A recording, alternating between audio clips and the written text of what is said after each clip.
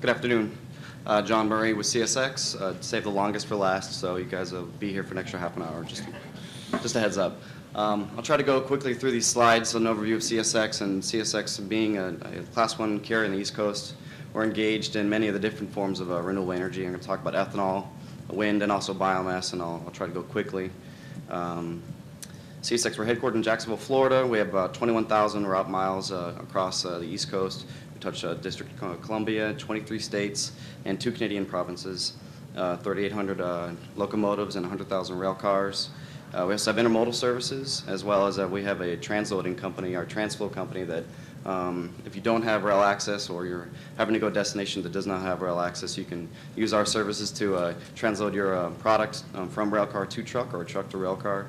And 60 terminals located across the network.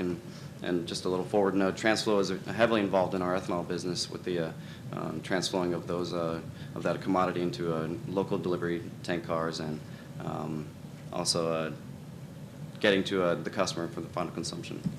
I wanted to highlight within the organization where these commodities are. Agricultural products and our paper forest products fall underneath our industrial agricultural products group, as well as our dimensional machinery fall underneath our emerging markets unit. You will see as we move forward into the world of constraints on our highways that CSX and the other Class 1 railroads their service will be vital to moving and supply chain logistics, making sure that we are efficient. I think that it's great to have truck capacity for local delivery. That's obviously a motto for the railroad. However, the idea of putting more trucks on the highways is not only a challenge from a capital-intensive process, but also can be dangerous, for motorists who use our highways. So that's something to take into consideration. I love the pictures that were shared about the super long trucks, but I wouldn't want to be driving next to one of those on the highway fully loaded and trying to get to the destination in a timely fashion. Here you can see we're strategically located and able to connect not only with foreign carriers and vessels, but also we can connect with the other Class 1 and short line railroads across the United States for products coming in and exporting to the various global markets. Here you can see highlighting only one of the ports in Georgia, Brunswick. We have access to 70 ports and terminals along the eastern seaboard. And that's something we're very proud of because we can get product to and from market efficiently, and it's something that is unique to our franchise. We have a regional development group, and what is CSX doing to help promote business in Georgia and other southeastern eastern economies and markets? Regional development, we're going out and we're finding locations where you can get rail to your site. You can have site engineering assistance. It's free of charge, and it's something that we're very familiar with our own territory. We know the best sites for you to locate and have efficient rail connectivity. Just because there's a rail line next to the piece of property you're looking at doesn't necessarily mean it's going to work. There's grading issues. There's a lot of issues that come along with actually how well we can service that location. So this group is excellent in helping folks looking for rail access find pieces of property that are suitable and fit into our matrix. Again, how do we fit into the project development cycle? CSX provides all these different connections. We're the hub and spoke of the industry just because of how far across our different economies we are. You find us able to get you in contact with government persons if you don't have that type of a relationship. We are obviously able to have pre-certified site locations. Developers and venture capitalists we have relationships with. Obviously, the ports and terminals and rail car manufacturers we have relationships with. So we really are a conduit for providing project expertise and getting you off the ground. Here are just some examples of the high-capacity modes that we provide. We have some wind energy products, automobile trains, ethanol trains, and of course the juice trains that go up to the Northeast and the Midwest from Florida. So the ethanol market, I'm going to highlight first. It's a more mature market for CSX. And what did we have to do? We had some producers in the Midwest who necessarily didn't understand how to get to market efficiently and how to develop an efficient transportation product. So how do you get to A plus B? And it was a grounds-up educational process. And does the plant have sufficient rail capacity? You'll find that this is an issue at many locations that we're looking at today. Yes, we have a rail track there, but are you going to be able to get those cars off the main line and be able to sit at destination and origin? So do these locations, have the ethanol plants, did they have space to hold 70 and 90 unit car capacity? And obviously the same deal, there's some issues at destination. We had to figure out these terminals that needed to have proper permitting for ethanol handling. It is a dangerous substance, and you need to be permitted to handle it appropriately and safely. So what did we do to come up with some, how do you manage the virtual pipeline? Because it truly is a virtual pipeline. It's a high demand in the Northeast and also for blending and export to other countries. So we had to obviously get it there quickly. We asset utilization, getting these tank cars moving. Speed to market and safety is always a big deal for CSX and the industry.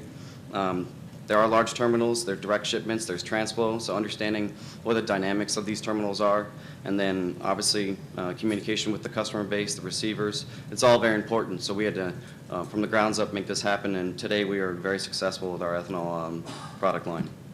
Here you can see just our footprint of existing and future terminals, and we touch all these different markets along the eastern seaboard. And obviously we have, Ethics is our brand name for the ethanol CSX line, but we have 18 unit train locations, 26 transflow locations, and 50 direct shipments to customers. Wind energy, I also have some slides that'll make this more interesting for you than me just blabbing away. We've got some really exciting things happening in the wind energy market.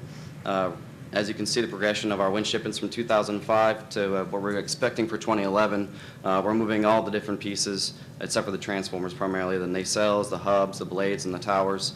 You can see 2011 is projected to be our best year so far, and as this market develops into the West and the East Coast now, we're finding that we're able to provide an excellent service for this challenging product to be moved. It's high and wide dimensional. There's a lot of issues with, as was pointed out, on the rail corridors. You have to have clearance, and so we have our mechanical group who's specifically situated, and they have the expertise to get these products and components to destination.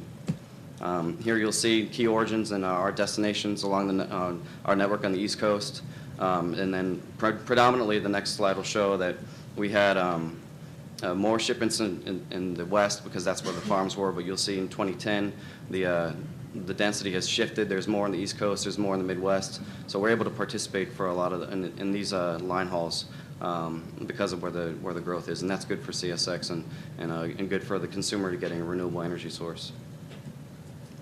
Just some pictures of some of the blades loaded on these cars. As you can see, very long and very cumbersome to handle. Here we have some of the nacelles, and then some of the hubs. So biomass. Biomass is the newest of the renewable fuel markets for us that we're engaged in. Obviously, biomass, what is it? Most of us touch it, see it every day, but can you burn it? Well, probably. Renewable energy source that's biological material from living or recently living organisms such as wood waste, waste, hydrogen gas, and alcohol fuels. And now we're finding more than ever that biomass is being grown purposely for the energy production. Right now, we don't have a federal mandate. I'm sure you're all aware of that for renewable fuel portfolio.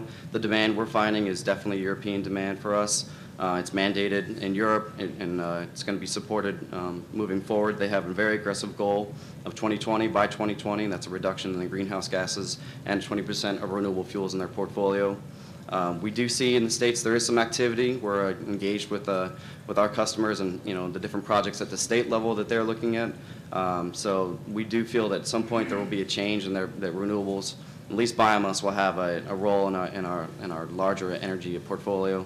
And 36 states right now have some form of renewable portfolio standard. So what do we do? How do we tackle the biomass supply chain? Again, we're doing what we did in ethanol. We're starting from scratch. How do we get this product to market? Right now, it's not we're not providing the raw inbound materials to these pellet facilities. We're definitely an outbound finished product delivery. So in the long run, what do? We have to, for a pellet mill, they have to understand, is the feedstock aggregation going to be something we can help with? Is rail going to be engaged? Are you taking in logs, chips, or are you moving pellets? Are you chipping in woods, pelletizing there, and then bringing to the port? There's so many different variables and situations. We're working through that as an industry and a market is one of the biggest challenges we're finding. Modal profile. When you're building your plant, are you going to be strictly a truck model? Are you strictly a rail model? Are you a combination? We found that diversity is the best option here. You might find that truck works in the original model, but as your biomass supply becomes constrained because of competition or cost, you're going to have to look at longer distances to get your product to port. or longer distance for your product, for your raw material inbound. So at least consider having rail as an option so that you're not hit with a heavy capital intensive retrofit to get rail to your facility. So talk with the experts, talk with the railroads, understand, yes, it is capital intensive in the long run, but you can find rate of return 3 to 4 years, and it may not be as challenging as you may think. The lifespan of the project, obviously continuously planning, those are things that need to be considered when you're looking at these projects. And obviously the supply chain profiles for pellet projects continue to change as the market and the raw material base is changing and moving. So this is where we are in the southeast. Obviously there's a lot of density of biomass in the southeast. This is predominantly where the southern yellow pine is. These are just some averages, some statistics that we've been employing. It's the future for biomass, at least from a domestic production standpoint, is there. We feel that by 2015, 31 million tons can be produced here. Obviously, if the Europeans continue with their projections, that this requirement will be met. We are the most actionable source right now. Brazil and Russia, they're just not there yet. They are working towards providing that supply. However, I think Europeans realize that with our infrastructure here, the logistics here, and the wood, we can get it to port and to market successfully. We feel that the optimal model for pallets to port, and this is also pending on the size of your production facility, is going to be a unit train. It's a customized service. It's quick. You're not dealing with some of the challenges of car supply, and that's what we're pushing in the market. This is just a little advertisement that we like to share. Blue and yellow equals green, and thank you for giving us the opportunity to speak. And if there's anything we can do, just come get my card, and if I can help with anything, I'd love to.